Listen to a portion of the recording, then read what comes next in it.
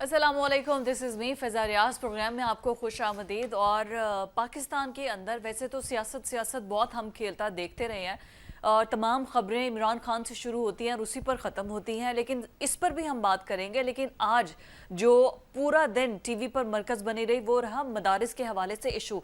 Government एक जाने पूरा मुतहर्रिक है और वो चाहती है कि जल्द से जल्द तमाम के तमाम मदारिस, जैसे 2019 में एक मुआहदा तय पाया था और तमाम के जो मदारिस हैं उनकी रजिस्ट्रेशन हो जाए। मौलाना ताहिर अशरफी साहब को उन्होंने साथ बिठाया और फिर बताया कि अभी तक जो है 2019 से अभी तक तकरीबन कोई 18,000 के करीब मदारिस जो हैं वो रजिस्टर्ड हो चुके हैं और रजिस्ट्रेशन बहुत ज़्यादा ज़रूरी है। लेकिन दूसरी जाने मौलाना फजल रहमान ये कहते हैं कि गवर्नमेंट ने जो हमारे साथ डायलॉग्स किए थे या जो एक मुनज़्ज़म तैयार किया गया था कानून, उसके मुताबिक अभी तक तो जरदारी साहब को साइन कर देने चाहिए थे, लेकिन क्यों पीपल्स पार्टी टाल मटोल का शिकार है। और इसी पर हाफिज अब्दुल्ला पहले भी कह चुके हैं कि बिलावल जाएं अपने पापा के पास और मनाएं उसको।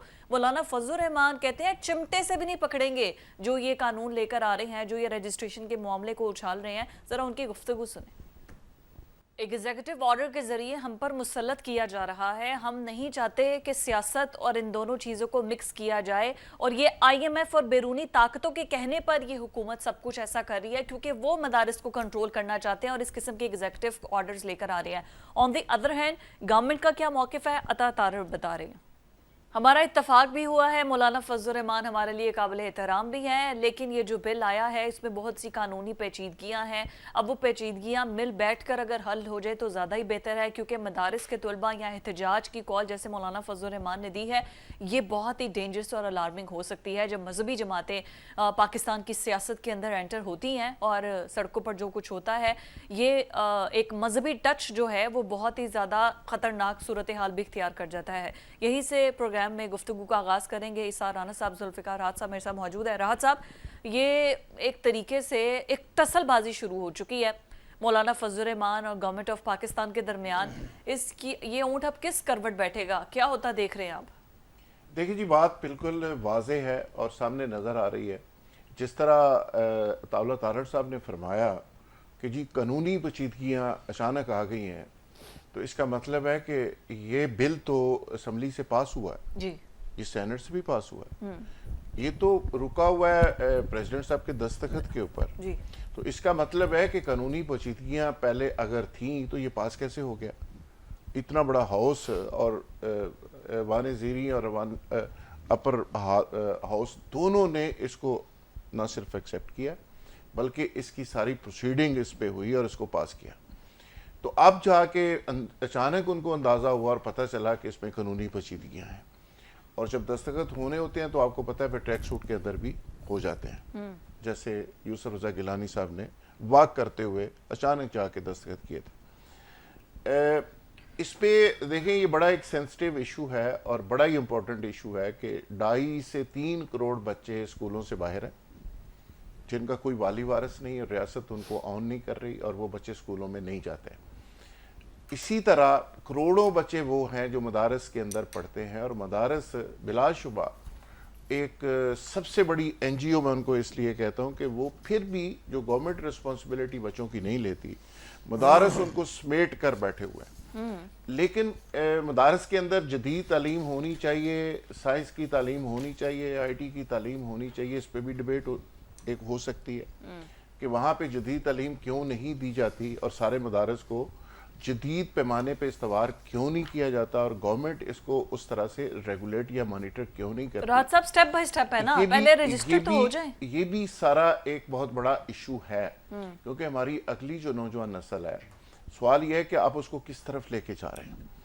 अब रहेगी बात रजिस्ट्रेशन की कि मदारस की रजिस्ट्रेशन गवर्नमेंट करना चाहती है सोसाइटीज एक्ट के तहत, जबकि फजल रहमान साहब कहते हैं कि जी देखें उसके लिए एक अंडरस्टैंडिंग हो गई थी और उसके बाद इस पे अमेंडमेंट भी हो गई थी और उस पे दस्तखत क्यों नहीं हो रहे। इसी बेस के ऊपर जो मेरे पास खबर है वो ये है कि मौलाना फजल रहमान साहब 17 दिसंबर को जी इसकी एक पूरी मूवमेंट का ऐलान करेंगे और वो एक मार्च लेके इस्लामाबाद भी आएंगे और आपको सियासत के अंदर एक नया रंग नजर आएगा आने वाले दिनों में। और जरदारी साहब ने दस्तखत अगर नहीं किए तो उसके पीछे भी एक कहानी है, और मौलाना फजल रहमान साहब जो मार्च लेके आ रहे हैं उसके पीछे भी एक कहानी है। اور پھر میں اگین کہنا چاہوں گا جو لاسٹ پروگرام ہفتے کے لاسٹ پروگرام میں ہم نے خبر بریک کی تھی یہ اسی کا ایک تسلسل ہے اور اس کو میں اس کے ساتھ جوڑتے ہوئے یہ کہنا چاہوں گا کہ میرے چھوٹے قائد کے لیے خبریں اچھی نہیں ہیں. اچھا. اور یہ جو مارچ آئے گا اور اس مارچ کو پی ٹی آئی اور کچھ اور لوگ بھی سپورٹ کریں گے اور پھر اسلام آباد کے اندر دم اسکلندر ہوگا اور اس کا نتیجہ کیا ہوگا یہ آپ لوگ بھی دیکھیں گے اور سب دیکھیں گے.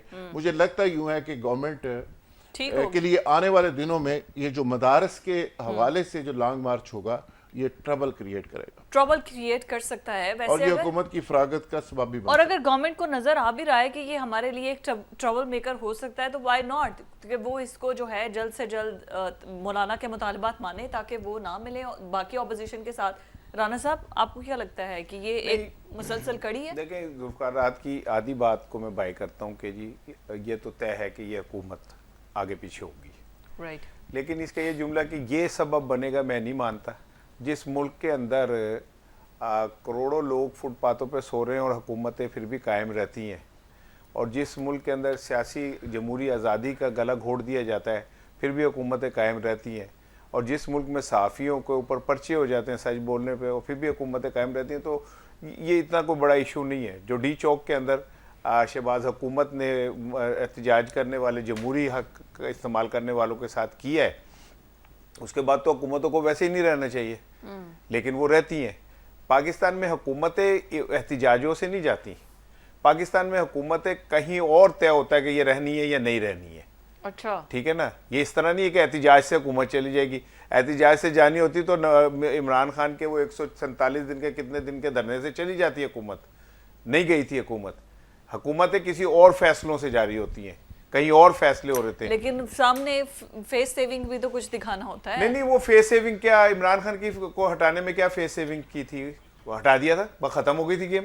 اچانک 5-7 لوگ اکٹھے ہوئے تھے جو آج ایک دوسرے کے جن کی جوتیوں میں دال بٹ رہی ہے, وہ سارے اکٹھے ہوئے تھے. انہوں نے کہا تھا عمران خان بہت برا ہے اور مہنگائی آسمان پہ چلی گئی ہے اور فوراً ہم نے غریب آدمی کے لیے زندگی کو آسان کرنا ہے, اور عدم اعتماد آئی. سندھ ہاؤس کے اندر غریبوں کو راشن کارڈ کے اوپر پیسے دیے گئے, ٹھیک ہے, بے نظیر انکم سپورٹ سے کچھ بیوہ ارکان اسمبلی مردوں کو پیسے دیے گئے اور وہ ہو گئی. مرد تو بیوہ نہیں, ہاں ذہنی طور پہ بیوہ ہی سن, وہ رڑوے سن, چلو ایج کر لو, ٹھیک ہے نا, کہ وہ انہوں نے ان کو شکر کرے پیسوں کے ساتھ سلائی مشینیں نہیں دی گئیں, ٹھیک ہے, ان کو پیسے دیے گئے, عدم اعتماد کامیاب ہو گئی, کوئی ریزن تو نہیں تھی, ٹھیک ہے نا. پھر عدالتیں کھل گئی, پروٹیکشن ہو گئی. جن 2 صوبوں میں ان کی حکومت تھی ان کو انہوں نے خود گڈ بائی کہہ دیا. پھر وہ تو انجی ہے نا, وہ لکھا تھا ضد نہ کر سونے کھانتے آپ بڑا ضدی ہے, ٹھیک ہے نا. پھر وہ ٹرک کے پیچھے لکھا ہوا پڑھتی نہیں آپ, لکھا ہوتا ہے. اب یہ یہاں پہ اس وقت جو لڑائی ہے نا, پاس کر یا برداشت کر, ہاں وہ ہے سرکاری مولوی اور آزاد مولوی کی. اچھا, سرکاری مولوی ایک پاس اکٹھے ہو گئے, ان کی تو روزی روٹی کا معاملہ ہے, انہیں تو کیا کہتے ہیں وی پی این بھی غیر شرعی نظر آ جاتا ہے اگر ان کی تنخواہ ہل جائے اپنی جگہ سے, تو وہ تو کچھ بھی کہہ سکتے ہیں, ٹھیک ہے نا. ایک طرف ایک مولوی ہے جو کہتا ہے جی میں مدرسوں کو آزاد ہی نہیں کرنا, لیکن مائی کویسچن از کہ یہ مدرسے قوم کی کوئی خدمت کر بھی رہے ہیں یا نہیں کر رہے, یا ہم آئی ایم سوری ٹو سے کہ ایک دماغ سے آری ایک خاص قسم کے دولت شاہ کے چوہے پیدا کر رہے ہیں ہم, ٹھیک ہے. رانا صاحب, this is going to be really difficult conversation, please be careful because مدارس کے اندر دینی تعلیم دی جا رہی ہے. جو دینی تعلیم جہاں دی جاتی ہے نا, میں ان کا احترام کرتا ہوں.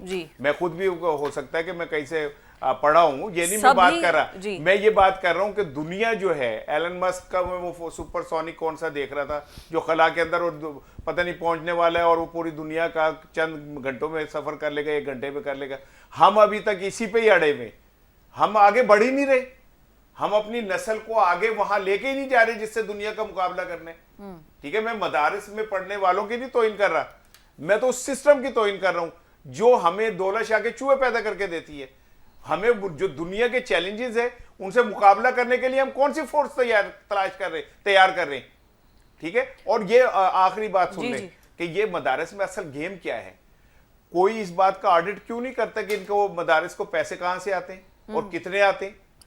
اور ماضی میں ان مدارس کے ذریعے, لٹریچر کے ذریعے پاکستان میں جو پراکسی وار لڑی گئی اور ہمیں فرقوں میں بانٹنے کے لیے محنت ہوا, اتنی محنت کی گئی, ٹھیک ہے, میں تو کڑوی بات کرتا ہوں, میں صاف بات کرتا ہوں. کیا یہ ماضی کے اندر استعمال نہیں کیا طاقتور ہمارے برادر اسلامی ملک ممالک نے, پیسہ پھینکا. ابھی بھی مدارس جو ہیں وہ باہر کے چندوں سے چلتے ہیں, تو پارٹیوں کے اوپر تو بڑی آپ نے پابندی لگا دی فارن فنڈنگ کی, مدارس پہ کیوں نہیں لگاتے؟ مدارس سے کیوں نہیں پوچھتے کہ یہ پیسے کہاں سے آ رہے ہیں, کون ملک دے رہا ہے اور کیوں دے رہا ہے آپ کو؟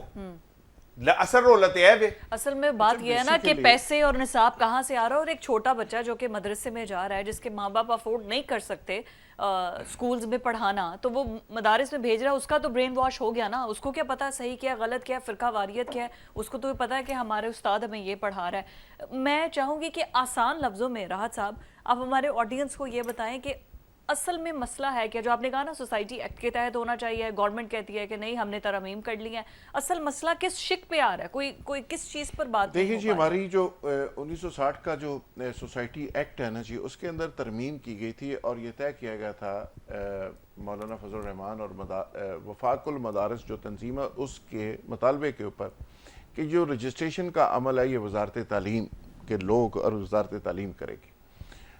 اس کے بعد یہ سارا پروسیس ہو گیا اور پروسیس کے بعد لیجسلیشن کا بھی عمل مکمل ہو گیا, صرف دستخط ہونے تھے. تو اب گورنمنٹ کی طرف سے یہ بات آ رہی ہے کہ یہ سوسائٹیز ایکٹ کے تحت یہ چیزیں ہوں گی اور یہ رجسٹریشن کا جو عمل ہے اس میں مانیٹرنگ اس طرح ہوگی, ریگولیشنز اس طرح ہوں گے اور اس کو ریگولیٹ اس طرح کیا جائے جو رانا صاحب بات کر رہے ہیں. تو اس کا تعلق بنیادی طور پہ نیشنل ایکشن پلان کے ساتھ بھی ہے. نیشنل ایکشن پلان میں مدرسہ رجسٹریشن, این جی او رجسٹریشن اور جو دہشت گردی کے جو معاملات تھے, جو واقعات تھے, جو چیزیں تھیں اور اس کے جو اسباب تھے, وہ ساری کی ساری چیزوں کو ایڈریس کرنا تھا.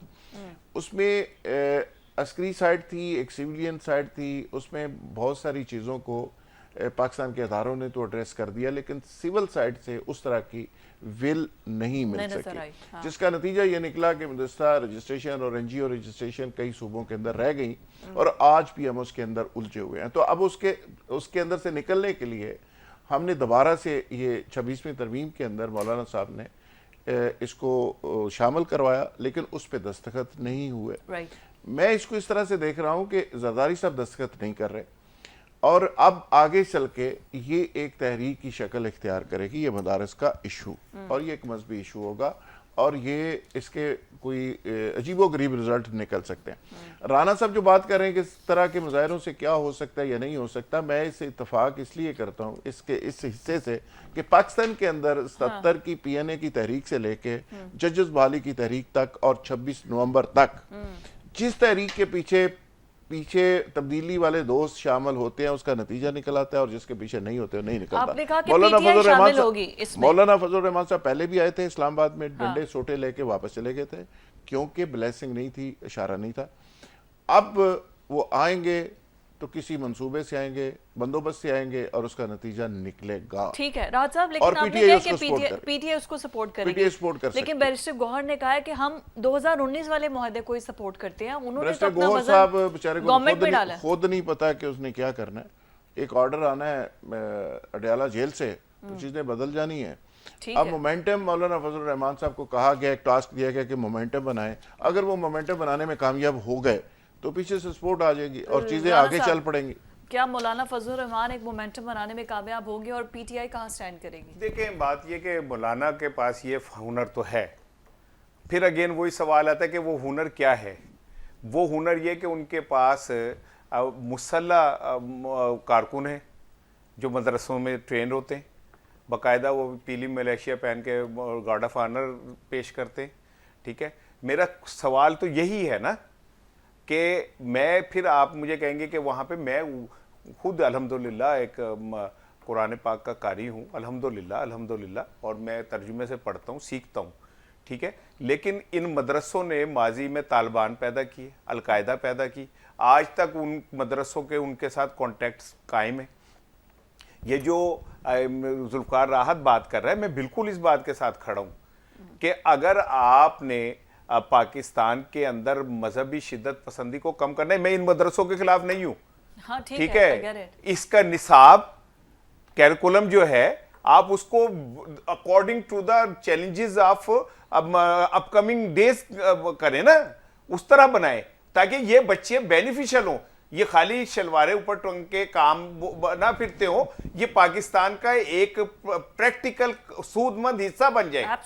ٹھیک ہے نا, یہ بچے دین اور دنیا دونوں ایک طرح سے چلے, دیکھیں نا, آپ اسے سیپریٹ نہ کریں. آپ ماشاءاللہ ویسٹرن لک میں, لیکن آپ ایک مسلمان ہیں, اللہ کے نبی پہ اور سب پہ ہمارا یقین ہے. ٹھیک ہے نا, اب دنیا کو ہم نے فیس کرنا ہے, دنیا کو کے چیلنجز کو ہم نے دیکھنا ہے. میں نے جیسے مثال دی ہولوگرام ٹیکنالوجی میں, اچانک ادھر بلاول بھٹو یہاں آ کے بیٹھ سکتا ہے. دنیا کہاں چلی گئی ہے. ٹھیک ہے نا, ہم ابھی تک مدرسوں کے نصاب میں آئی ایم سوری کے مسواک کے طریقے بتا رہے ہوتے ہیں, تو ہمیں اس سے باہر آنا چاہیے نا. اور یہ حکومت کی ذمہ داری ہے. حکومت کیا کر رہی ہے آج؟ اگر مولانا صاحب 26ویں ترمیم میں پوری طرح حکومت کے ساتھ کھڑے ہوتے تو یہ ہو جاتا. ماضی میں حکومتوں نے مدرسوں کو کروڑوں روپے کے فنڈ نہیں دیے ہیں, وہاں پہ کیا کہتے ہیں, ایک کوئی وہ ہے جس کو آپ فنڈ دیتے رہے, ایون عمران خان دیتا رہے. تو یہ جب ایک طرف آپ کے مفادات ہوں تو آپ ایسے کریں, ایک طرف آپ آدھے گھنٹے کے اندر قانون سازی کر کے بل پاس کرا کے پاسے لگا دیں, اور دوسری طرف آپ کہیں کہ زرداری صاحب کا پین گواچ گیا. چلو پین گواچ گیا, میرا لونگ گواچا, گاتے گاتے آپ کہنے میں کوئی اور پین تلاش کر لے. لیکن یہ سیاسی وجوہات سے زیادہ کوئی اور وجوہات ہیں, ٹھیک ہے نا, جہاں سے یہ معاملہ رکا ہوا ہے. اصل میں مسئلہ یہ ہے نا, دو انتہائیں ہماری سوسائٹی کی. اگر آپ ویسٹ کو دیکھیں, جو بچے سکولز ایجوکیشن سسٹم میں جاتے ہیں ان کو شاید پورے 6 کلمے نہ آتے ہوں, اور جو 6 کلمے سیکھنے کے لیے مدارس میں جاتے ہیں وہ اگر کہیں چلے جائے تو ان کو پش اینڈ پل کے ڈفرنس کا ہی نہیں پتا ہے. تو مطلب یہ دو انتہائیں ہیں, دونوں کو بیچ کے راستے میں لے کر آنا ہے, کیونکہ ہے تو دونوں جانب یوتھ نا جس نے بینیفیشل کرنا ہے پاکستان کو. اس پر مل بیٹھنے کی بڑی ضرورت ہے. گفتگو کو یہیں سے آگے بڑھائیں گے. I have to go on a break. Stay with us. P T I مذاکرات نہ ماننے کی صورت میں 11 دسمبر کے بعد سول نافرمانی کا اعلان کرے گی. ایک تحریک شروع ہوگی, ایسا عمر ایوب نے بھی کہا ہے, شبلی فراز نے بھی کہا ہے, بیرسٹر گوہر بھی کہتے نظر آ رہے ہیں. لیکن جو ڈی چوک میں پہنچنے کے بعد 24 نومبر کو جو کچھ ہوا, جس کے بعد یہ کہا گیا پی ٹی آئی کی جانب سے کہ 12 لوگ ہیں, بیرسٹر گوہر نے کہا 12 لوگوں کی شہادتیں ہوئی ہیں. اس پر علیمہ خانم بھی خوب بولی ہیں, انہوں نے کہا کہ ایگزیکٹ فگر کیوں دینا تھا, اور بانی پی ٹی آئی نے کہا بھی ہے کہ پتہ چلایا جائے, نام سامنے لائے جائیں, کیونکہ تقریباً 200 کے قریب افراد ہیں جو کہ لاپتہ ہیں, اور ان کی چھان بین کرنے کے بعد کہ وہ کیا جیلوں میں موجود ہیں یا پھر وہ اس وقت ڈیڈ ڈکلیئر ہو چکے ہیں, اس کے بعد ہم ایگزیکٹ فگر بتائیں گے. اور اندر سے جو ملاقات کے بعد احکامات دیے گئے ہیں, ذرا عمران خان کی بہن کی زبانی سنتے ہیں. لیجیز, تمام ریمیٹنس جو ہیں اس کو بند کر دیں اوورسیز پاکستان, کیونکہ اوورسیز پاکستانیوں میں پاکستان تحریک انصاف تو بہت مقبول ہے, اور وہ ایک اشارے پر شاید ملک وہاں اپنے اپنے ممالک میں نکل آتے ہیں. تو ریمیٹنس بند کرنے کی دھمکی دی گئی ہے. آپ کو نہیں لگتا راحت صاحب کہ this is not a good sign? آپ تو لڑائی میں پاکستان کا نقصان کر رہے ہیں, مبادلہ اگر بند ہوتا ہے. جو ذاتی نفرت اور ذاتی انتقام اور ضد اور انا اور ہٹ درمی, اس کی آڑ میں, یعنی ذاتی نفرت اور ذاتی انتقام کی آڑ میں اب وہ معاملہ چلا گیا ملک دشمنی تک. یعنی اس سے بڑی ملک دشمنی کیا ہو سکتی ہے کہ جی ملک کے اندر پیسہ ہی نہیں آنا چاہیے. میں اوورسیز پاکستانیز کو کہتا ہوں کہ پیسے کیوں بیچتے ہیں, پیسے ہی روک دیں. یعنی جو پاکستان کی معیشت اس وقت آئی سی یو کے اندر سانس لے رہی ہے اور اوورسیز اس کو سانس دے رہے ہیں, اور آکسیجن کی شکل میں وہ وہاں سے ریمیٹنس بیچتے ہیں, یعنی ان کو روک دیا جائے کہ پاکستان کے اندر پیسے کیوں بیچ رہے ہیں. تو میں سمجھتا ہوں اس سے بڑی بدقسمتی کیا ہو سکتی ہے کہ کوئی لیڈر کسی شخص کے دشمنی میں ملک دشمنی کر. یہ ایک ملک دشمنی کی بات ہے.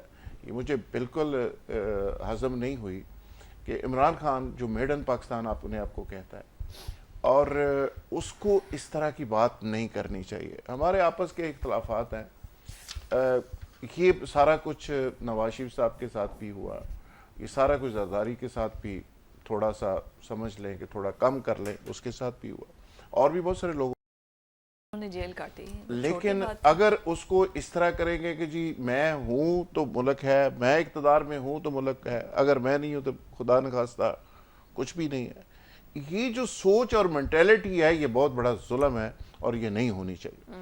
دوسرا, ان کی سسٹر نے علیمہ خانم نے فرمایا کہ وہ کتابیں مانگ رہے ہیں.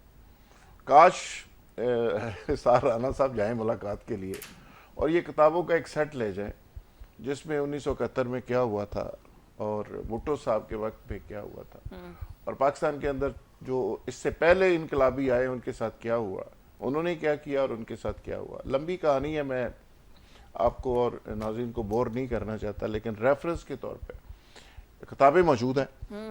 وہ ایک سیٹ رانا صاحب اگر جیل میں لے جائیں اور جا کے قائد محترم کو پیش کریں اور ان کو کہے کہ خدا کے واسطے 1971 دی کل کی تاریخ یہ نیک کام آپ کیوں نہیں کرتے, کل کی تاریخ اس کو تو پڑھ لیں. میں نے تو پتا نہیں انہیں جان دینا کہ نہیں, رانا صاحب رانا صاحب نے تو اجازت دے دیں گے, آپ کو جانے دیں گے آنے نہیں دیں گے. تو وہ ایک سیٹ جو کتابیں مانگ رہے ہیں, میرا شدت کے ساتھ ریکمنڈیشن ہے اور ریکویسٹ ہے پی ٹی آئی کے دوستوں کو اور وکلا کو, وہ خود بھی نہیں پڑھتے, وہ ہمارے جو نئے انقلابی ہیں عمران خان صاحب, ان کو وہ 70-71 کے جو انقلابی تھے ان کی ساری داستانیں اور ان کی کتابیں ضرور دیں, وہ ان کو پڑھیں کہ یہ اس وقت کیا ہوا تھا, کیسے ہوا تھا, اور پاکستان کی اسٹیبلشمنٹ کو اس وقت بھی زیر کرنے کے خواب تھے کچھ لوگوں کے, وہ نہیں پورے ہوئے. تو بھائی جان جس بے سر و سمانی کی حالت میں پورا کرنا چاہ رہے ہیں یہ خواب, یہ کیسے پورے ہو سکتے ہیں؟ ٹھیک ہے, تو یہ ان کے لیے پڑھنا بہت ضروری ہے. جیل میں خاصا ٹائم ہوتا ہے, باہر آئیں گے تو وہ چمچ گیری کرنے والے اتنے لوگ ہوتے ہیں, آپ کے پاس ٹائم ہی نہیں ہوتا. تو ابھی بیسٹ ٹائم ہے کہ وہ ان کتابوں کو پڑھیں اور ہو سکے تو کوئی کتاب لکھ بھی دیں. مجھے اطلاع ملی ہے کہ وہ کوئی نوٹسز وغیرہ بنا رہے ہیں اور تھوڑے تھوڑے کر کے باہر بھیج رہے ہیں, کوئی کتاب بنانے کی کوشش کر رہے ہیں. تو ویسے راحت صاحب بیسٹ سیلر بک ہوگی اگر انہوں نے واقعی کتاب لکھ دی تو. رانا صاحب زیادہ خرید کے بڑھن کے لوگ ہیں, نہیں آپ نے خود بھی نہیں پڑھنی, خیر کیوں نہیں پڑھیں گے, آپ کو پتا ہے کہ وہاں پہ کیا ہو رہا ہے, ساری چیزوں نہیں بالکل پڑھیں گے. اگر ریالٹی بیسڈ ہوئی تو پھر تو پڑھیں گے. پھر وہ اپنے بھی چیزیں لکھیں نا جو انہوں نے خود کی ہیں, صرف اپنے ساتھ ہوئی والی. میرا خیال ہے اپنی کون لکھتا ہے, اپنی تو ہر شخص ہی اپنی کمزوریاں تو پیچھے رکھ دیتا ہے, دوسروں کی چیزیں لکھتا ہے. تو چلو بہرحال جیل کا ایکسپیرینس ہے ان کا بڑا اچھا ہے, لیکن میری استدعا ہے اگین کہ وہ پاکستان کی تاریخ ضرور پڑھ لیں, مطالعہ پاکستان نہ پڑھیں, جینون تاریخ پڑھیں, صحیح والی تاریخ پڑھیں. رانا صاحب سول نافرمانی اور 5 جو رکنی کمیٹی بنائی گئی ہے مذاکرات کے لیے, میں سمجھ سے بالاتر ہے, مذاکرات کرنے ہیں نہیں کرنے, کمیٹی بن رہی ہے کمیٹی نہیں بن رہی, ادھر سے گورنمنٹ کہتی ہے کوئی بات نہیں ہوگی, ادھر سے پی ٹی آئی والے کہتے ہیں کوئی بات نہیں, کمیٹیاں دونوں جانب سے پھر بنی ہیں. یہ خورشید آپا والی کمیٹی ہے جو بیچ میں ٹوٹ جاتی ہے نا, یا کوئی لے کے بھاگ جاتا ہے, یہ وہ والی کمیٹیاں ہیں. لیکن 2 چیزیں ہیں, گل ود گئی ہے. ایک تو یہ کہ ذوالفقار راحت, میرا دل کرا ہے کہ معصومیت پہ اس کے ماتھے کا میں پیار لوں. یہ اس شخص کو کتاب پڑھنے کا مشورہ دے رہا ہے جسے آکسفورڈ یونیورسٹی نے چانسلر کی آفر کی تھی. اندازہ کریں آپ, آکسفورڈ یونیورسٹی کا چانسلر جو شخص پڑھنے جا رہا تھا اس کو یہ کہہ رہا ہے کتابیں پڑھ لیں آپ. این جی گئے کہ جی میں کسی نے کہا میں ایم اے کیتا تو میں کہ وقت کاٹ کے میٹرک بھی کر لی, ٹھیک ہے نا, تو اس کو مشورہ دے رہے ہیں. اچھا, اور ٹھیک بات ٹھیک ہے, بس پریکٹیکلی اس کی بات ٹھیک ہے کہ جس ملک کے اندر ہمارے لیڈر ایف اے فیل ہوں یا پیسے دے کے داخلے لیے ہوں یا کیا کہتے ہیں ابو ان کے بڑے افسر ہوں تو فیبلوس کو زبردستی کر کے کہ میری بیٹی کو داخل کرا دیں, اس طرح کی چیزیں کرتے ہوں, تو وہاں پہ یہ اس کا مشورہ صاحب ہے, ٹھیک ہے نا. لیکن ذرا اسے چاہیے تھا کہ ذرا دیکھ لیتا کہ کنوں مشورہ دے رہے ہیں اور کی مشورہ دے رہے ہیں. آکسفورڈ کے جس کو آکسفورڈ خود آفر کر رہی ہے, دنیا کی سب سے عظیم یونیورسٹی, اسے کہہ رہا ہے کتاب پڑھ لینا. چلیں اب آگے آ جائیں. دوسری چیز یہ کہ آپ پریشان کس بات سے ہیں کہ جو اس نے یہ کہہ دیا. آپ تو کہہ رہے ہیں کہ وہ تو پی ٹی آئی تو بہت چھوٹی سی جماعت ہے, آپ تو یہ کہتے ہیں کہ یہ تو ایک چھوٹا سا ٹولہ ہے, تو گھبرانا کس بات کا ہے؟ ٹولہ ہے چھوٹا سا, اس کی بات پہ کس نے عمل کرنا ہے؟ آپ کیوں خوف زدہ ہیں کہ پتہ نہیں اس کے کہنے سے کہیں شاید پاکستان کی اکانومی کا بیڑا گرک نہ ہو جائے؟ وہ تو بندے ہی کوئی نہیں کہ بقول آپ کے, وہ تو تھوڑے سے لوگ ہیں شرپسند سے جو اس کے ساتھ ہیں. اور پھر یہ جو آپ اوورسیز پاکستانی تو ساتھ ہیں, نہیں یہ سن لینا, تو پھر آپ نہ کریں نا اوورسیز پاکستانی کے لیے کہ ان کے پاسپورٹ کینسل کر دیں گے, ان کے شناختی کارڈ بلاک کر دو, ٹھیک ہے. یہ کون ہوتے ہیں پاکستان کے معاملات میں بولنے والے, ادھر بیٹھ کے پاکستان پہ باتیں کرتے ہیں. پھر آپ دوری اس سے باہر نکل آئے نا, یا پھر مان لیں انہیں. آپ ایک طرف کہتے ہیں کہ جی جو آپ نے اتنا پروپیگنڈا کیا, قاضی فائز عیسیٰ کی گاڑی پہ حملہ ہوا, وہ کیس مک گیا, جھوٹ نکلی گل, ٹھیک ہے نا. وہ تو وہاں پہ کیس ہی بند ہو گیا کہ نہیں ایسی کوئی بات ہی نہیں اس طرح, ٹھیک ہے نا. آپ خود ان لوگوں کو افینڈ کرتے ہیں, خود ان لوگوں کو آپ کہتے ہیں کہ جی یہ تو وہ ہے, ان کے تو ہم پاسپورٹ ضبط کر لیں گے, ان کے تو بلاک کر دیں گے, یہ وہ. تو پر ٹینشن کس بات کی ہے؟ ٹھیک ہے. اور تو ایک سن لے میری بات, دیکھیں اس نے ابھی کہا ہے, کیا نہیں ہے, فرق ہوتا ہے کہنے اور کرنے میں. ابھی اس نے ایک بات کہی ہے اور کہہ کیا رہا ہے وہ کیا کہتا ہے, وہ یہ کہتا ہے کہ جی مجھے رہا کر دو. وہ کہہ رہا ہے, ایک تو اس نے بڑی اچھی بات کی ہے کہ آپ ایک جوڈیشل کمیشن بنائیں اور تحقیقات کریں. میں بھی کہتا ہوں کہ چہرے سامنے آنے چاہیے نا. ہاں, ٹھیک ہے, جنہوں نے ہمارے ہیروز کی توہین کی, چاہے وہ پی ٹی آئی والے یا وہ نون لیگ والے, ان کے چہرے سامنے آنے چاہیے. ٹھیک ہے نا. اور جنہوں نے کیا کہتے ہیں 26 نومبر کو وہ نہتے وہ مظاہرین کے اوپر وہ کیا یہ سارا کچھ, ان کے بھی نام سامنے آنے چاہیے. ٹھیک ہے, قوم کا حق ہے اسے پتہ ہے نا بھائی. اور جو مجرم ہے ان کو سامنے لیے, ایسی کون سی بات ہے. آخر یہ کب تک ماڈل ٹاؤن جیسے کیسز ہوتے رہیں گے اور جو اس پولیس افسر اس میں انوالو تھے وہ ترقیاں پا کے اوپر جاتے رہیں گے, ریٹائرمنٹ لے لیں گے ترقیاں پا کے, قوم کے خزانے سے جناب تنخواہیں بھی لیں گے اور باقی چیزیں بھی لیں گے. کیوں لیں گے؟ جن لوگوں جن کے نام ماڈل ٹاؤن کیس میں تھے ان کو آج تک کیوں نہیں سزا مل سکی؟ یہ کون سا قانون کا نظام ہے بھائی جس میں آپ آنکھوں کے سامنے مرنے والے لوگوں کو انصاف نہیں دے رہے؟ پھر آپ کہتے ہیں کہ جی یہ یوں احتجاج کرتے ہیں. ایک چھوٹی سی سن لیں, جنوبی کوریا میں مارشل لا لگا اور وہاں کی اسمبلی کے اندر اجلاس بلا لیا انہوں نے. ٹھیک ہے, لوگ وہاں پہنچ گئے, عوام پہنچ گئی, پارلیمنٹ میں بھی پہنچ گئی, وہاں پہ فوج بھی کھڑی تھی, وہاں پہ انتظامیہ بھی کھڑی تھی. کیا کوئی وزیر اعظم نے یا ان کے صدر نے کہا کہ انہوں نے گولیاں چلا دیو؟ کیا وہاں کے آئی جی نے کہا کہ میں تانوں سارے نوں بچھا دیاں گا؟ کیا کسی وزیر نے آگے کہا چھٹا مار دیاں گا؟ ٹھیک ہے, وہ پارلیمنٹ میں نہیں گھس گئے, کہتے جی تو پارلیمنٹ تے حملہ کرنا آئے نے. بھائی قومیں بنتی ہیں اپنے کردار سے. ٹھیک ہے نا, اور قومیں جب جو اس کے اوپر بیٹھے ہوئے لوگ ہوتے ہیں نا ان کو اپنے کردار کا پہرا دینا ہوتا ہے, تب جا کے قومیں بنتی ہیں. اس طرح نہیں بنتی کہ آپ اس طرح باتیں کہے جائیں اور کہ میں ہیڈ یہیں سے رگڑوں گا تو پانی یہاں سے نکلے گا اور شبانہ روز جو ہے ان باتوں سے اپنی وقت لنگ گیا. بالکل ٹھیک ہو گیا. راحت صاحب, جیسے رانا صاحب نے بات کی کہ ایک سسٹم ہوتا ہے, یہ ثانیہ ماڈل ٹاؤن کی بات کی ہے, تو پی ٹی آئی کا دورہ حکومت بھی رہا ہے, اس میں بھی ان لوگوں کو کوئی انصاف نہیں ملا. اب بھی تو ہے, اتنی آئینی بینچ بن رہے ہیں, یہ بن رہا ہے, وہ بن رہا ہے, جو صحیح کیسز ہیں جن پر انصاف ریئلی نظر آنا چاہیے کہ بھئی انصاف ہوا ہے, وہ تو ہمیں ایسے کوئی ڈیسیژن پاور, کوئی ڈیسیژن میکنگ نظر نہیں آتا. دوسرا یہ کہ ایک طرف پی ٹی آئی بھی کہہ رہی ہے مذاکرات نہ مانے تو ہم سڑکوں پہ نکلیں گے, ادھر سے مولانا بھی نکل رہے ہیں, تو آپ یہ تو نہیں کہہ رہے تھے کہ یہ اکٹھے ہو کے پھر نکلیں گے؟ میں اس سے پہلے رانا صاحب کی بات کو تھوڑا آگے بڑھانا چاہتا ہوں. دیکھیں وہاں پہ مارشل لا کا آرڈر دیا پریزیڈنٹ نے, اور جہاں رول آف لا ہوتا ہے وہاں پہ کیا ہوتا ہے, وہاں پہ اسمبلی کا اجلاس بلایا اسپیکر نے اور اس نے اس کو انڈو کر دیا, ختم کر دیا. اس نے کہا جی کہ یہ نہیں ہو سکتا, اور اس کے بعد یہ نہیں ہوا کہ وہاں پہ زبردستی کو ڈنڈے مار کے ان کو عدالت کھلی ہو کہ نہیں, اس کی رولنگ غلط ہے. چونکہ اس نے کہا کہ جی یہ میں نے ختم کر دیا ہے, کہ مارشل لا کا لا ہی ختم کر دیا ہے, اور وہ ساری چیزیں ریورس ہو گئی اور واپس ہو گئی. اور اگلی بات اس سے بھی زیادہ مزے کی, وہاں کے آرمی چیف نے اسٹیٹمنٹ دی, انہوں نے کہا جی کیسی گورنمنٹ چلان واسطے تو ٹرینڈ ہی نہیں ہے, میں تو استعفیٰ دے سکتا ہوں, کیسی بات ہے, میں ریزائن کر سکتا ہوں, لیکن میرا یہ کام ہے نہیں اور مجھے میری ٹریننگ نہیں ہے اور میں یہ نہیں کر سکتا. اور یہ اس کے آرمی چیف نے اسٹیٹمنٹ, تو وہاں پہ معاملہ ختم ہو گیا. اور لیکن غلط بات ہے نا, ایسے مشکل حالات میں ہونی چائیے تاکہ مشکل ٹائم میں اس کا بس نہیں چل رہا, اللہ کی قسم پلیوں لگوا دے کوئی نہ کوئی چیز. زرداری صاحب نے کرپشن کا جو عالمی دن ہے, کرپشن انسداد کرپشن ہے, ویسے کرپشن کا تو نہیں کہہ سکتے جی, انسداد کرپشن کا اس کا جو عالمی دن ہے, اس کے موقع پہ انہوں نے نا ایک میسج جاری کیا ہے. ہاں, اور رانا صاحب تسی کیوں آ میسج زرداری صاحب نے کہا صدر پاکستان کا معاشرے سے کرپشن کی عادت کو ختم کرنا کے لیے کوشش جاری رکھنا ہوگی. تسی کیوں آس رہے ویسے, معاف کرنا کوشش نہیں, میں کہہ رہا ہوں میں بڑا اس طرح کے اس طرح کے نا ایک دو لطیفے اور سنائے, میرا بڑا موڈ اچھا ہو گیا ایک دم نا. اب زرداری صاحب یہ کہہ رہے ہیں کہ معاشرے سے کرپشن کا خاتمہ بہت ضروری ہے. انہوں نے کرپشن کے حوالے سے عالمی دن کے موقع پر یہ پیغام جاری کیا. تانوں کی پرابلم ہے جی, اگر صدر مملکت جو کمانڈر ان چیف بھی ہیں اور مملکت کے ہیڈ ہیں, اگر وہ یہ بات کر رہے ہیں تانوں کی پرابلم ہو رہی ہے. بالکل, مجھے نا اس پہ تو اعتراض حمزہ صاحب کو ہونا چاہیے, جنہوں نے اسکول میں بچوں کو جا کے کہا تھا کہ بچوں کرپشن ختم نہیں ہو سکتی, کبھی بھی ختم نہیں ہو سکتی. دوسری ایک خبر اور بڑی اچھی, انور مقصود صاحب نے پچھلے دنوں سے نا بڑے لطیفے کوئی عجیب و غریب کیتے, انہوں نے معافی مانگ لی.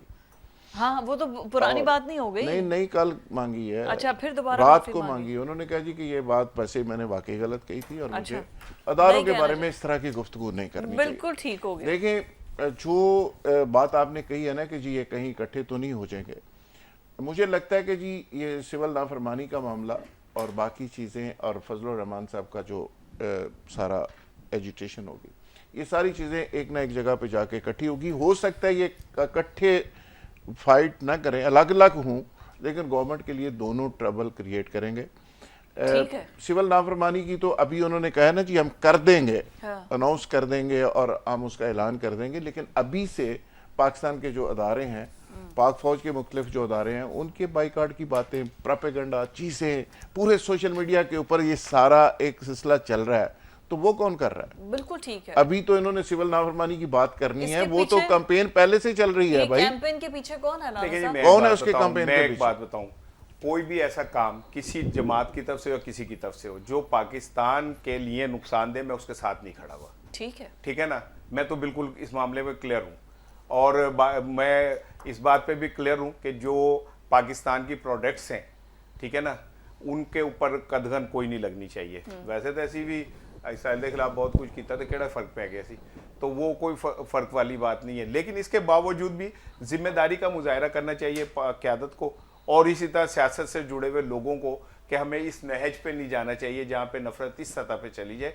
हम पाकिस्तान है तो हम सब हैं, आप हो, मैं हूँ, या कोई बड़ा अफसर है वो भी पाकिस्तान है तो है, कोई सियासतदान बड़ा है तो वो भी पाकिस्तान की वजह से है, कोई बंदा पाकिस्तान से बालातर नहीं है। हाँ ये ठीक है कि आप लोग आराम करने बाहर चले जाए, रिटायरमेंट के बाद बाहर चले जाए, या आपकी हुकूमत खत्म हो जाए तो बाहर चले जाए, लेकिन आगे आके आपने हुक्मरानी तो हम पे करनी है ना। राणा साहब ਤੁਹਾਡੇ ਗਿਲੇ ਹੁਣ ਖਤਮ ਕਰਨ ਕੀੜੇ ਲੱਗੇ ਆ, ਮਕੌੜੋਂ ਹੁਣ ਤੇ ਅਸੀਂ ਸ਼ਾਦੀਆਂ ਵੀ ਪਾਕਿस्तान ਚ ਕਰਨੀਆਂ ਨੇ, ਇੱਥੇ ਕਰਨ ਲੱਗੇ ਹਾਂ, ਕੀ ਪ੍ਰॉब्लम है ਤੁਹਾਨੂੰ यार? चलो कार्ड भेज देना मैनू, 24 शादी होने नवंबर को लगी है यार, हुसैन अब नवाज तो के हर बेटे की चीज शादी इधर हो है। रही है। शादी का कार्ड भेज बड़े देना। कायद भी इधर हुसैन हैं, नवाज आ रहे हैं, छोटे कायद भी इधर हैं, मरियम साहबा वैसे चाइना गई हुई है माशाल्लाह। और सब यहीं पर है। आपको नहीं, सब पता ठीक है कि चाइना, जी, मैं जी। सुन लें, चाइना गए ना, ये यहाँ से वफद में कुछ लोग ना जलेबी लेके गए थे तोहफे के तौर पे। अच्छा। तो वो जब जलेबी? जलेबियां जलेबियां तोहफे के तौर पे पाकिस्तान वो एक चीनी को वो दी तो वो रोने लग गया। तो उन्होंने कहा तुम रो क्यों रहे हो? उन्होंने कहा जी इस पे चीनी जबान में लिखा हुआ है कि मियाँ दे नारे बजनगे, ठीक है, शेर एक बारी फेर। तो वो तो सबकी आंखों में आंसू आ गए सारा ये कुछ देख के। मरियम साहिबा भी तो ये चाइना, ये देखें, ये गई है। बहुत बड़ा वहां का क्या नाम है, सरमायादार है, इसकी अपनी 6 रेडियां हैं, ठीक है ना, ये बहुत बड़ा इन्वेस्टर है वहां पे जिससे मुलाकात हो रही है राणा साहब, ना। इसकी पाकिस्तान मूंगफली की 3 रेडियां हैं और मलोक की 3 रेडियां हैं जिससे मुलाकात हो रही है। तो ये राजा ड्राई साहब फ्रूट्स ना लेने गई हैं। राजा पाकिस्तान के देखें, तो अपने ड्राई फ्रूट्स पाकिस्तान बड़े के सबसे फेमस बड़े हैं। सूबे की चीफ मिनिस्टर है और आप इस तरह मजाक ना उड़ाएं। ठीक है देखिए सर, ठीक है वहां पे हमारी इज्जत है, मुल्क की इज्जत है, जी सूबे जी की जी, इज्जत है। बिल्कुल सर, बिल्कुल जी, बिल्कुल। मैं आपको इस सलाम पेश करता हूँ इस पहरा देने पे ना, इज्जत पे रेडियां ब्रेक ले और लीजिए। नहीं नहीं, उन्होंने मरियम साहिबा को तो नहीं कुछ कहा, उन्होंने तो वो जो चाइनी, जहां तक उनका मैसेज पहुंच ही नहीं सकता, उन्होंने सारे तोपों का रुख अपना किया ही उस चाइनी की तरफ है। मरियम साहिबा पे तो नहीं किया। मुझे ब्रेक पर जाना है, स्टे विद अस। सिविलियंस के मुकदमात मिलिट्री कोर्ट्स में चलेंगे या फिर जो रेगुलर कोर्ट्स हैं उनमें चलेंगे? ट्रायल के हवाले से समाअत थी और इस पर साबिक चीफ जस्टिस पर जो उन्होंने दरख्वास्त दायर की थी उनको जुर्माना भी 20,000 रुपये कर दिया गया है और इस्तदा उन्होंने की थी कि फिलहाल इस मामले को रोक दिया जाए क्योंकि सिविलियंस के जो मुकदमात हैं वो मिलिट्री कोर्ट्स में चलने वाले नहीं हैं, क्योंकि मिलिट्री कोर्ट्स में जो मुकदमात चलते हैं वो इंतहाई नौयत के होते हैं, दहशत गर्दी के होते हैं और जो जासूसी के या फिर इन जो मिलिट्री के अंदर जो उन्होंने अपना रूल एंड रेगुलेशन सिस्टम को एक मैकेनिज्म बनाया हुआ है उनके चलने वाले होते हैं। सिविलियंस के मुकदमात चलने वाले नहीं होते हैं और ये मामला अभी तक लटका हुआ है। 9 मई के हवाले से ये कोशिश की जा रही थी कि शायद जो भी इसमें मुलविस है, जिन्होंने भी 9 मई में वाकयात में तोड़फोड़ की है या जिनकी भी पहचान हो चुकी है, जो भी अरेस्ट हैं, उनके मुकदमा जो है वो मिलिट्री कोर्ट्स में चले।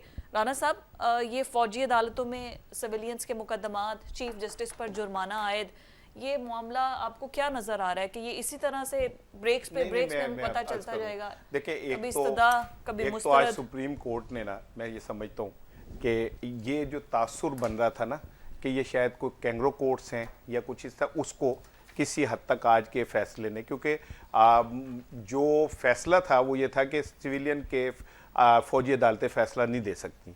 आज हुकूमत की पुली ये थी कि जी उन्हें इजाज़त दी जाए, जिस पे जस्टिस अमीनुद्दीन जो हैं उन्होंने बड़े सख्त रिमार्क्स दिए, दरखास्त जो है वो मुस्तरद कर दी। एक बात तो सुप्रीम कोर्ट के जजेस ने आज किसी हद तक अपने ऊपर से जो एक उनके ऊपर एक खास किस्म का वो लग गया है ना कि जी 26वीं तरमीम के बाद ये अदालतें जो हैं ये क्या करेंगी और इनकी क्या होगी, वो किसी हद तक कम की है और एक बेहतरीन मैं समझता हूँ कि उन्होंने फैसला दिया। मैं उस फैसले के तारीफ भी करूंगा और जस्टिस अमीनुद्दीन साहब को सलाम भी पेश करूंगा। दूसरी तरफ जो उन्होंने हमारे साबिक चीफ जस्टिस हैं जवादेस ख्वाजा साहब, वो मैं उनका देख रहा था, उन्होंने रिटायरमेंट के बाद एक स्कूल बच्चों का बनाया जिसमें बड़े गरीब और इस तरह के बच्चे और उनको बड़ा आला माहौल और सारा कुछ देते। मैं उनको इस किसी हद तक इस हवाले से पसंद करता हूँ, लेकिन मुझे ये लॉजिक समझ नहीं आई कि इतने सख्त क्यों रद्द-ए-अमल दिया गया एक साबिक चीफ जस्टिस के खिलाफ अदालत की तरफ से। उनकी दरख्वास्त तो थी, बस दरखास्त थी, वो उनका कहना ये है अदालत का कि जी आप अदालत का वक्त ज़ाया करते हैं, बार बार कोई ना कोई दरखास्त जो है वो देते हैं और फिर उसके बाद डिले करने की कोशिश करते हैं। लेकिन मेरा ख्याल है कि हमें एक साबिक चीफ जस्टिस की थोड़ी सी लाज रखनी चाहिए थी। अगर ये कोर्ट्स नहीं साबिक चीफ जस्टिस की लाज रखेंगी तो किसकी रखेंगी। लेकिन एक मैसेज फिर इसमें भी अच्छा है कि अगर अदालतें ताकतवरों को भी जुर्माना करना शुरू कर दें तो मुल्क ठीक हो जाएगा। गरीबों की जगह पे, अगर कमजोरों की जगह पे इसी तरह का इंसाफ वो स्टैंड लेना शुरू कर दें तो मुल्क में बहुत बेहतरी आ सकती है। साबिक जज कितना ताकतवर है, क्या ही कर लेगा। ये तो आपने जुमला भाई, ये क्या उसका शेर था आजाद नज़म का कि भाई तूने ये तो कर दी बच्चों जैसी बात, कोई कैसे पा सकता है जुगनुओं के भेद। बात ये कि जमीन का तो पता ही तब चलता है जब बंदा रिटायर होता है, फिर वो इस पाकिस्तान में रह भी नहीं पाता। जिस दिन रिटायर होता है उस शाम को टिकट करा के बाहर किन्ने किन्ने जाना है बिलोदेकार, असद जाना है बिलोदेकार, सारे जो बिलोदेकार चले जाते, ठीक है ना। तो जब वो हाजिर सर्विस होते तब उन्हें सोचना चाहिए ना कि हम ऐसा करें कि हम इस मुल्क में रह सकें। हम जब रिटायर हों, वो आप हम सब वीडियो देखते हैं, क्या वीडियो थी वो अमेरिकन वो किसी हाई ऑफिशियल की कि वो रिटायर हुआ तो वो अपनी साइकिल के ऊपर घर गया। वो मेरा ख्याल है उनका वो था कोई बहुत बड़ा एस्टेब्लिशमेंट का वो, तो वो अपनी साइकिल पे गया और लोगों ने उसको गले लगाया। तो काजी फायज ईसा साहब जिस दिन रिटायर हुए मुल्क के बाहर चले गए, उनको अवार्ड मिलना था, वो कितनी बार मिल गया, वैसे मिल गया वे, जी तो वापस ले आए अवार्ड के बहुत तत्ता है जड़ा नहीं ले आंदा जा रहे हैं। राहत साहब मेरी बात सुने, ये बिलो का घर किधर है जो बार बार राणा साहब बिलो के घर सब भेजे, जिधर रश लगा अंदर रोज लंदन। बताएं। देखिए जी, राणा साहब ने एक तो फौजी अदालतों में ट्रायल होगा नहीं होगा उस पर बड़ी तफसील से बात कर दी। मैं बात करूंगा जस्टिस मुसर्रत हलाली साहिबा ने जो बात की है, उन्होंने कहा कि जेलों में पड़े कैदियों के हकूक की भी हमें कोई फिक्र करनी चाहिए। जेलों के अंदर जो पड़े हुए लोग हैं उनके केसेस साल से चल रहे हैं और कई लोग तो अल्लाह को प्यारे हो गए और केस उनके फिक्स नहीं हुए। और जब हम बात करते हैं ना कि जी अदलिया अपनी आज़ादी के लिए, अपनी इज्जत के लिए, रिस्पेक्ट के लिए खड़ी हो, तो फिर उस पर बड़ा ही ज़रूरी हो जाता है कि आप जस्टिस जवादेस ख्वाजा जैसे दरवेश आदमी को तो जुर्माना कर देते हैं और जेलों के अंदर तबाह हाल जो कैदी हैं उनको पूछने वाला कोई नहीं। और जस्टिस साहबा ने जिस तरह बात की, जिस दरद से बात की है, सवाल यह है कि जिस तरह चीफ जस्टिस साहब ने आते ही अफरीदी साहब ने कमेटी बनाई थी, उसका तो रिजल्ट अभी तक सामने नहीं आया, पता ही नहीं चला। और लोग वो रखे गए जिसमें खदीजा शाह रखी गई जो जेल काट चुकी, उसमें हाथ चीमा को रखा गया जो जेल काट चुका, वो सारे लोग वो रखे गए कि जेल के अंदर जिनके साथ कोई एक्सपीरियंस हुए हैं, लेकिन अभी तक उसकी कोई रिपोर्ट, कोई चीज, कोई ऐसी चीज सामने नहीं आई कि जिससे कोई इस्लाहात की बात हो सके। अच्छा एक बात राहत साहब, आप सवाल ये ले ले, आपने मिलिट्री कोर्ट्स की बात कर दी, वो राणा साहब ने बात की, मैं आपका पॉइंट ऑफ व्यू लेना चाह रही हूँ कि आखिर प्रॉब्लम क्या है। व्हाट डू यू थिंक कि ये ठीक है सिविलियंस के मुकदमात मिलिट्री कोर्ट्स में चलने चाहिए, ये मौके ठीक है? मेरा ख्याल है कि इस पे ज़ाती तौर पे मुझे पूछे तो मैं तो समझूंगा कि ये ठीक नहीं है, लेकिन बहुत सारी दुनिया के अंदर ये प्रैक्टिस होती है और हो रही है। मैं इस पे बात करना चाहूँगा कि इसी कोर्ट की जब हम बात करते हैं, इसकी इज्जत की बात करते हैं, तो आज मुझे कहना पड़ेगा कि 28 साल के बाद 1996 के अंदर एक फोन टेप करने का एक मुकदमा था, सुप्रीम कोर्ट के अंदर डिवाइसेस लगाई गई थी। 11 दिसंबर को उसका केस फिक्स हुआ है, 28 साल के बाद। एक तरफ आपकी हालत ये है कि आप अपनी इज्जत और रिस्पेक्ट के लिए जो केस आया 28 साल हो गए उसको नहीं सुन सके, اور سپریم کورٹ کے اندر جو فون ٹیپ کرنے کی ڈیوائسز نصب کرنے کا کیس تھا 1996 کے اندر فائل ہوا, ابھی وہ دوبارہ فکس ہوا ہے. 28 سال گزر گئے سر.